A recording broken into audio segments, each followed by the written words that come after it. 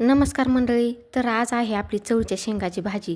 तर इथे मी चवळीच्या शेंगा निवडून घेतलेल्या आहेत. ज्या कवळ्या आहेत त्या मी मोडून घेतलेल्या आहेत आणि ज्या निब्बर आहेत त्या सोलून घेतलेल्या आहेत.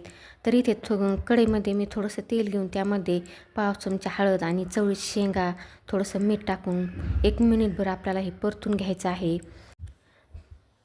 पाणी टाकून झाकण ठेवून 3 ते 4 मिनटं शेंगा शिजवून घेऊ. तोपर्यंत आपण वाटण तयार करून घेऊ.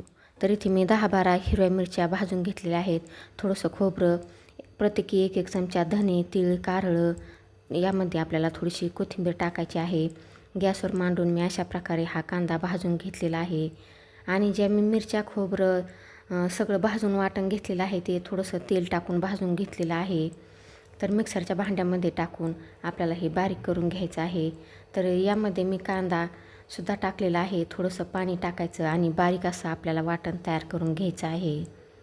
तर इथे तुम्ही पाहू शकता छान असं आपलं वाटण तयार झालेलं आहे. इथे चवळीच्या शेंगासुद्धा शिजलेल्या आहेत.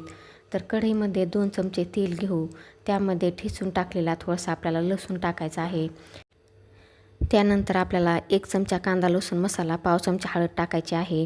यामध्येच आपल्याला वाटण टाकून 1 मिनिटभर हे वाटण परतून घ्यायचं आहे. वाटण परतल्यानंतर शिजवलेल्या चवळीच्या शेंगा आपल्याला यामध्ये टाकायच्या आहेत आणि त्यामधलं पाणीसुद्धा टाकायचं आहे. चवीनुसार मीठ टाकायचं आहे. आवडीनुसार, तुमच्या आवडीनुसार इथे तुम्ही पाणी कमी जास्त करू शकता. तर मी ते पाणीसुद्धा टाकलेलं आहे. झाकण ठेवून 4 ते 5 मिनटं आपल्याला भाजी शिजवून घ्यायची आहे. तर इथे तुम्ही पाहू शकता छान अशी आपली भाजी तयार झालेली आहे. आता यामध्ये कट करून घेतलेली थोडीशी आपल्याला कोथिंबीरसुद्धा टाकायची आहे. तुम्ही पाहू शकता तरीसुद्धा छान आलेली आहे. व्हिडिओ आवडला तर लाईक करा, शेअर करा, सबस्क्राईब करा.